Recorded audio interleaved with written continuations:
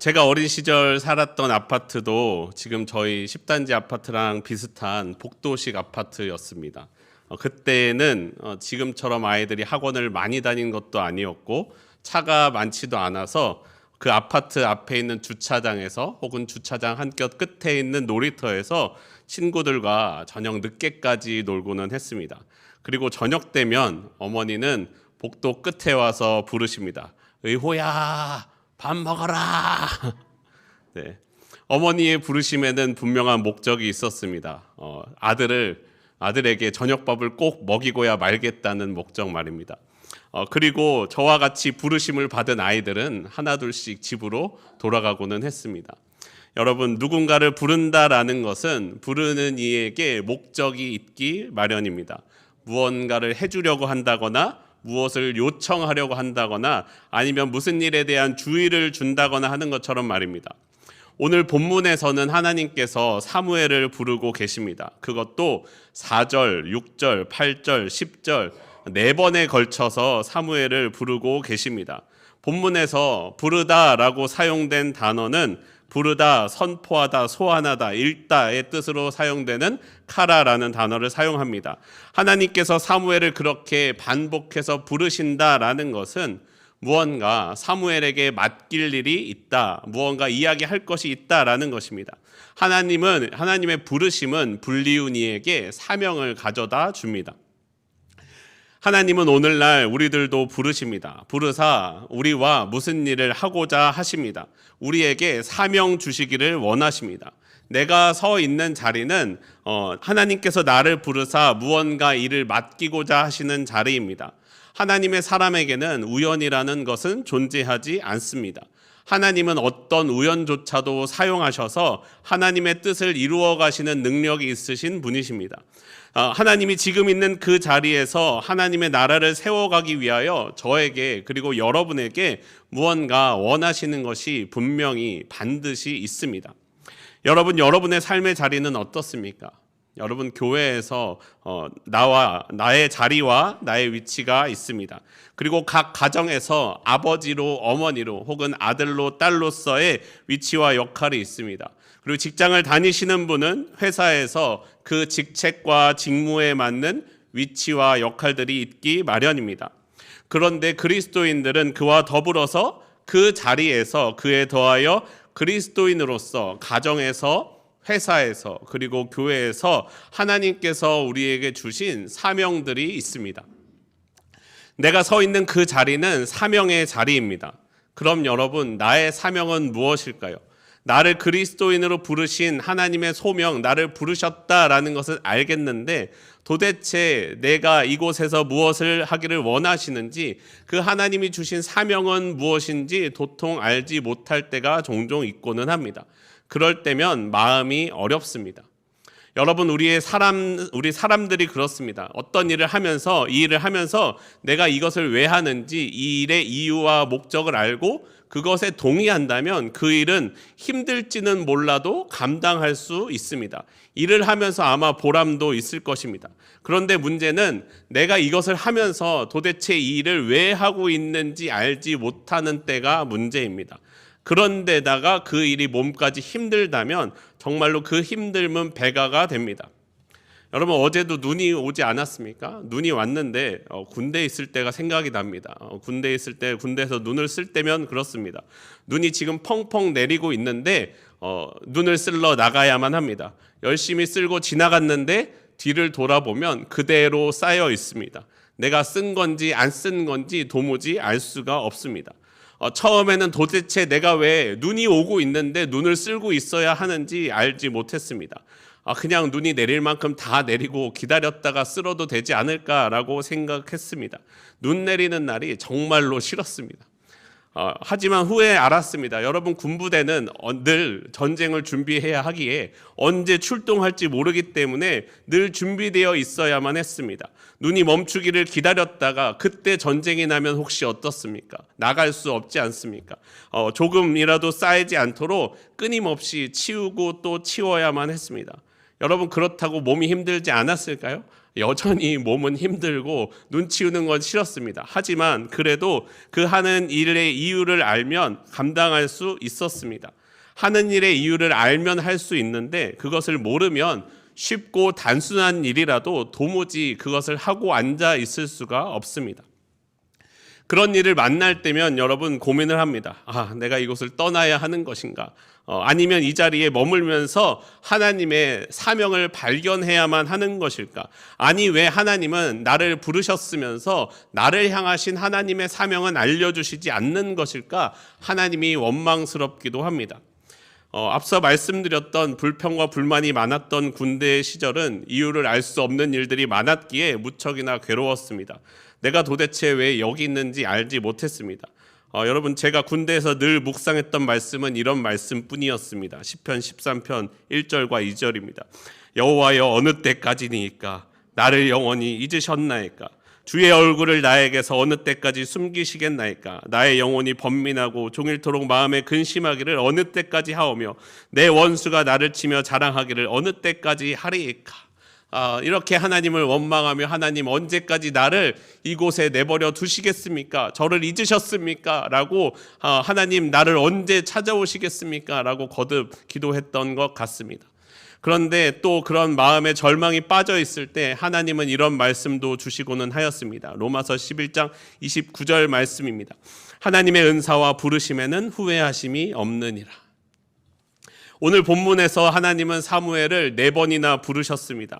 여러분, 사람은 이 정도 듣지 못하면 포기할 만도 합니다. 3번 불렀는데 대답 안 하면 그래 하고 그냥 돌아서서 가기 마련입니다. 그런데 여러분, 하나님은 포기하지 않으셨습니다. 하나님은 또다시 사무엘을 부르고 계십니다. 하나님은 사람으로 하여금 듣게 하시기 위하여 집요하게 사람을 부르고 또 부르십니다. 여러분, 그렇기 때문에 내게 주신 하나님의 사명이 무엇인지를 알지 못하고 알 수 없다면 여러분, 그것은 하나님이 부르시지 않기 때문이 아닙니다. 하나님은 여전히 저와 여러분을 부르고 계십니다. 하나님은 부르시는데 내가 듣지 못하기 때문입니다. 나의 듣지 못함이 하나님의 소리를 막고 있는 것입니다. 여러분, 어떻게 해야 나를 부르시는 하나님의 부르심, 하나님의 말씀을 들을 수 있을까요? 오늘 사무엘을 부르시는 모습을 통해 우리가 함께 보기를 원합니다.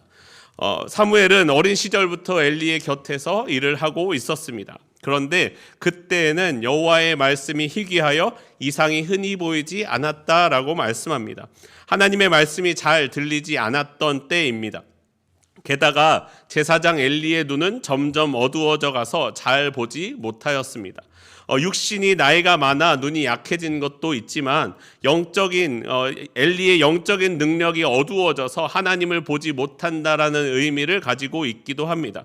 여러분, 그럴 때 사무엘이 어떻게 하고 있는지를 보십시오. 사무엘상 3장 3절 말씀 우리 함께 한 목소리로 읽어보겠습니다. 3절입니다. 시작.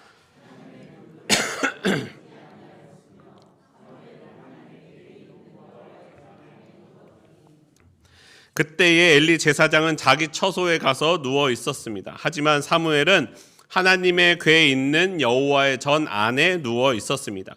그가 그곳에서 누워서 무엇을 하고 있었을까요? 하나님의 등불을 관리하고 켜고 하는 일을 맡고 있었습니다. 사무엘이 그곳을 지키고 있었기 때문에 하나님의 등불이 아직 꺼지지 않았습니다. 여러분, 성막에서 등불은 하나님 임재의 상징입니다. 준비됨의 상징입니다. 마태복음 25장에서는 등불을 준비하지 못하여 신랑을 맞이하는 처녀들의 이야기가 나옵니다. 그들은 등불이 없어서 신랑을 맞이하지 못하였습니다. 그리고 전통적인 형식을 지키는 교회에서는 예배를 시작할 때 초에 불을 붙이면서 예배를 시작하기도 합니다.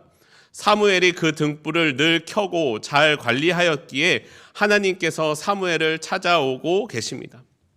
여러분, 오늘 우리에게 등불을 켜는 일과 같은 일이 무엇이 있을까요? 하나님이 내 삶에 찾아오시도록 내 삶에 등불을 켜는 일 말입니다. 매일 아침에 새벽 예배의 자리를 지키는 것도 등불을 켜는 일과 같습니다.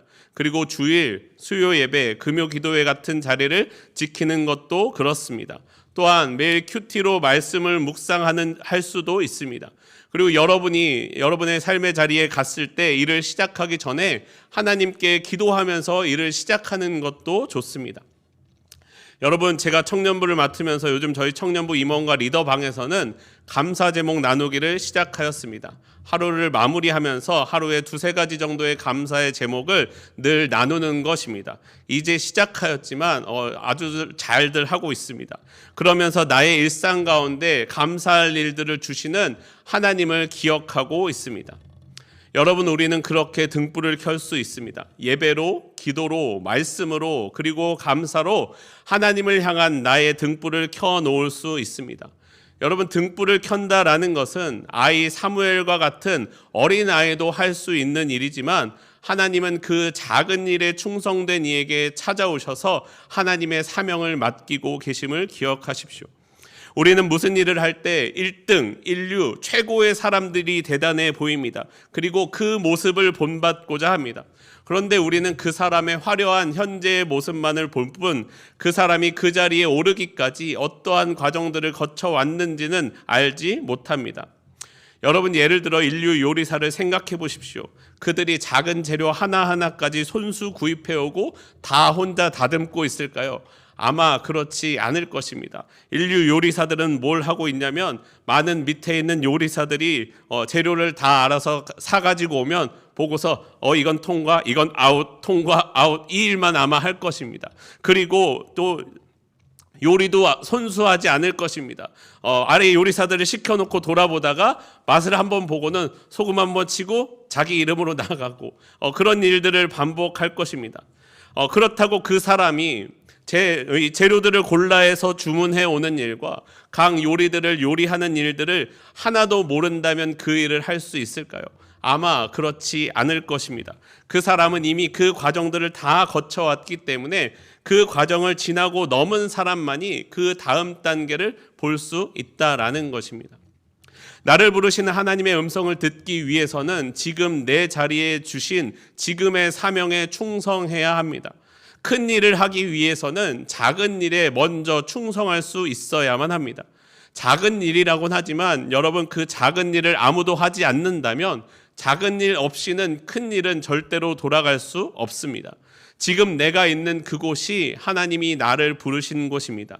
내가 알지 못하더라도 그 일이 필요한 이유가 있고 목적이 있습니다. 그리고 내가 그곳에서 배워야만 하는 하나님이 가르쳐 주시고자 하는 하나님의 뜻이 있음을 기억해야 됩니다.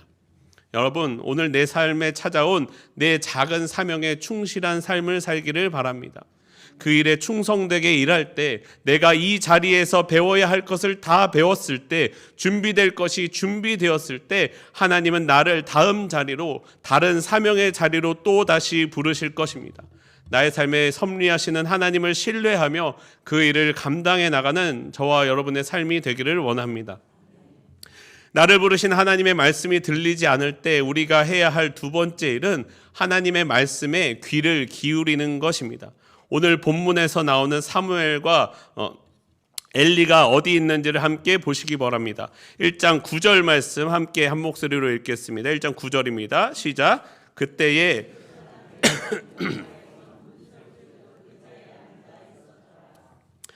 사무엘은 앞서 본 3절의 말씀처럼 하나님의 궤에 있는 여호와의 전 안에 누워 있었다라고 나왔습니다. 하지만 제사장 엘리는 여호와의 전 문설주 곁 의자에 앉아 있었습니다. 이것은 사무엘과 엘리의 이 육체적인 위치이면서도 동시에 영적인 위치를 의미합니다. 사무엘은 하나님의 곁에 있고 엘리는 문설주 곁에 있었습니다. 여러분의 영적인 위치는 어디에 있으십니까? 하나님의 음성을 듣기 위해서는 등불을 켜는 곳으로, 예배의 자리로, 기도의 자리로 나아가야 합니다.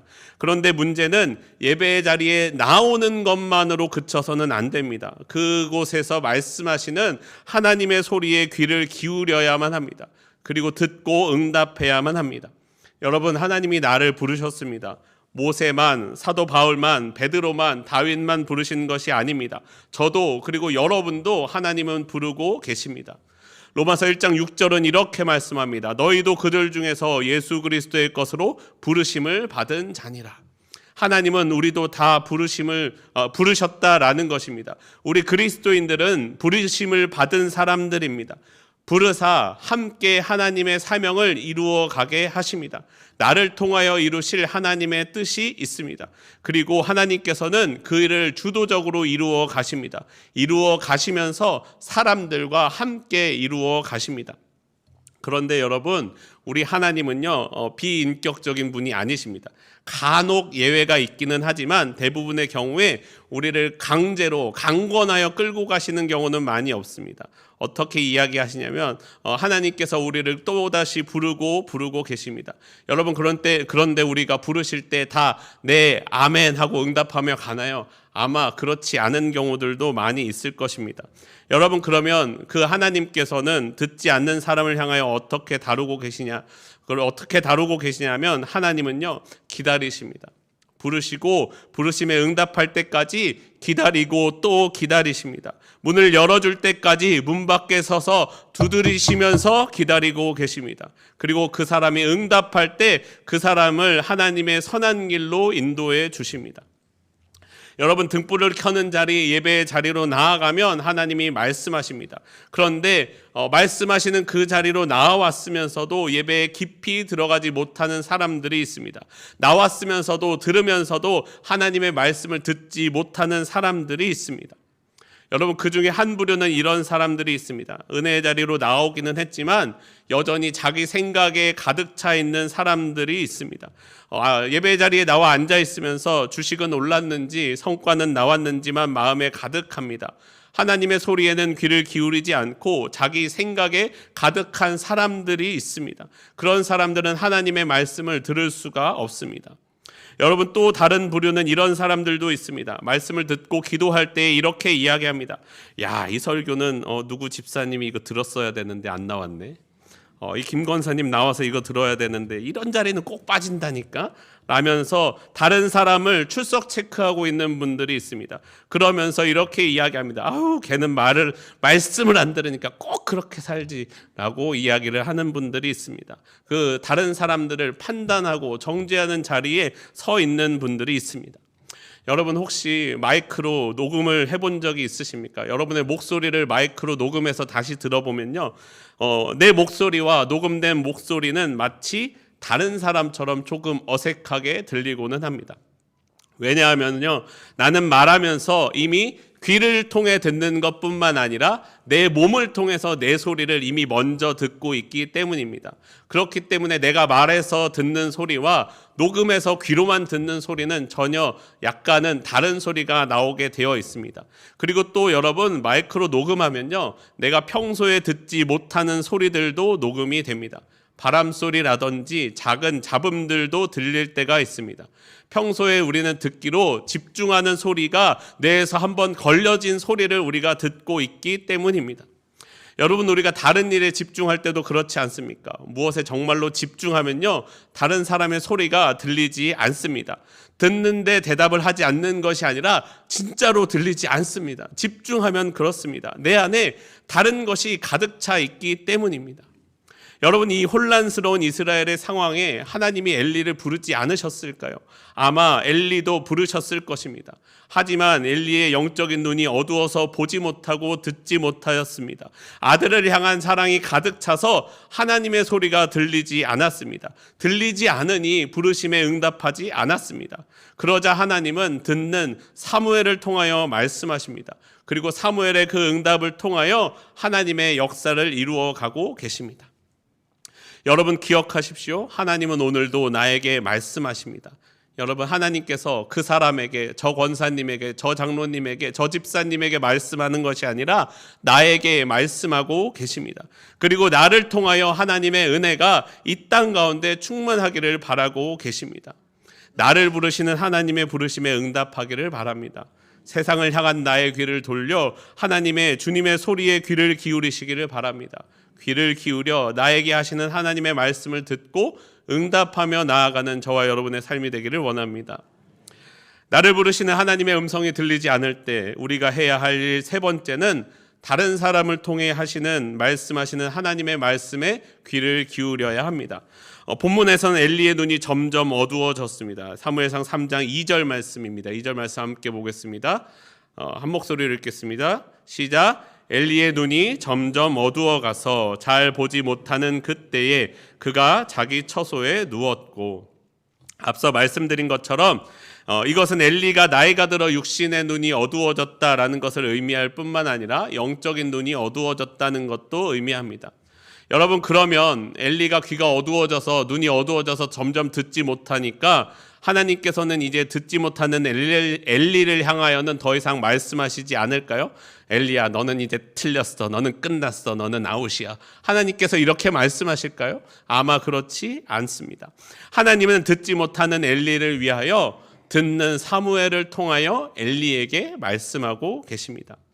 여러분, 제사장이었던 엘리가 하나님의 음성을 듣지 못하게 되었습니다. 사무엘에게 말하는 것을 보면 이 엘리 제사장도 하나님의 음성을 들어보았거나 듣는 법을 다 알고 있었습니다.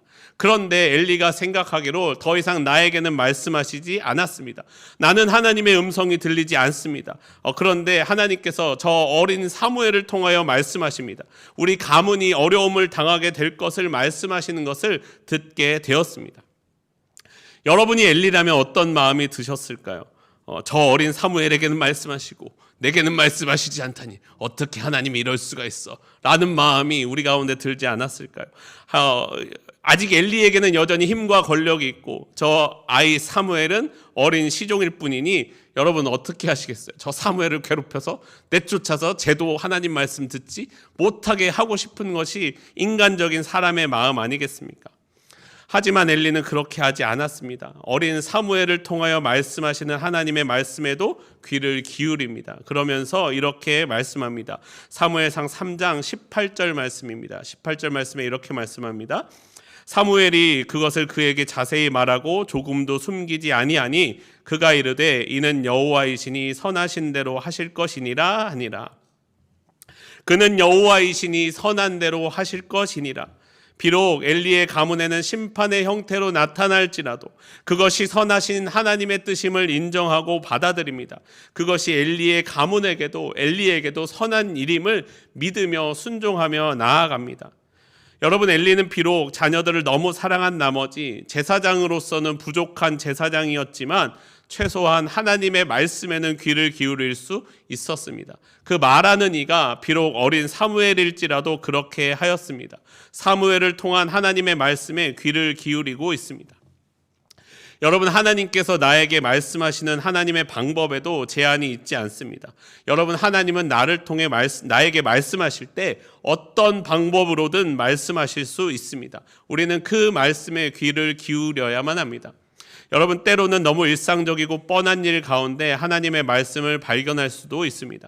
아니면 내가 너무도 미워하는 사람의 모습을 통해 나의 잘못을 보게 하실 때도 있습니다. 혹은 아주 어린 아이들의 말과 행동이 어른인 저보다 더 신앙적인 모습을 보일 때도 있습니다.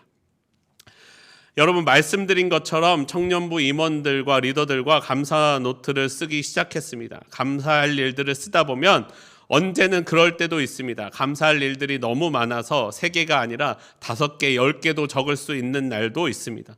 하지만 늘 그렇지는 않습니다. 어떤 때는 때로는 정말로 고민해야만 할 때가 있습니다. 그럴 때를 어떤 분들은 이렇게 이야기합니다. 억지 감사를 하십시오. 그런데 그렇게 감사하다 보면 감사할 일들이 있을까요? 없을까요? 여전히 우리 가운데 감사할 일들이 있습니다. 정말로 지치고 힘든 날일지라도 우리에게 감사할 일이 하나도 없는 날은 없습니다. 다만 어떠한 감사할 일들은 하나님의 눈으로 해석하지 않으면 감사가 나오지 않을 때도 있기는 합니다. 또는 하나님의 은혜를 기대하지 않으면 감사하지 못할 만한 일들도 있습니다. 여러분, 그런데 디모데전서 4장 4절과 5절에선 이렇게 말씀합니다.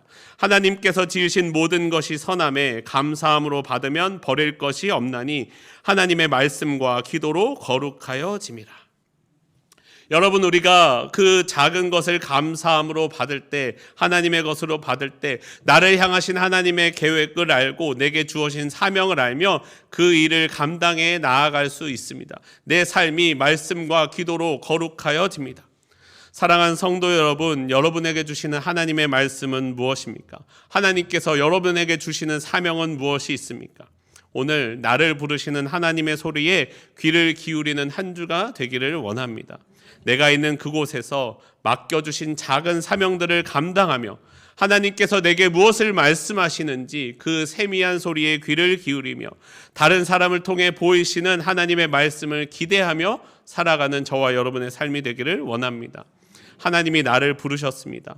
하나님께서 부르심에 응답하는 나를 통하여 하나님의 역사를, 하나님의 섭리를 이루어 가실 것입니다. 우리 함께 찬양하고 기도하겠습니다.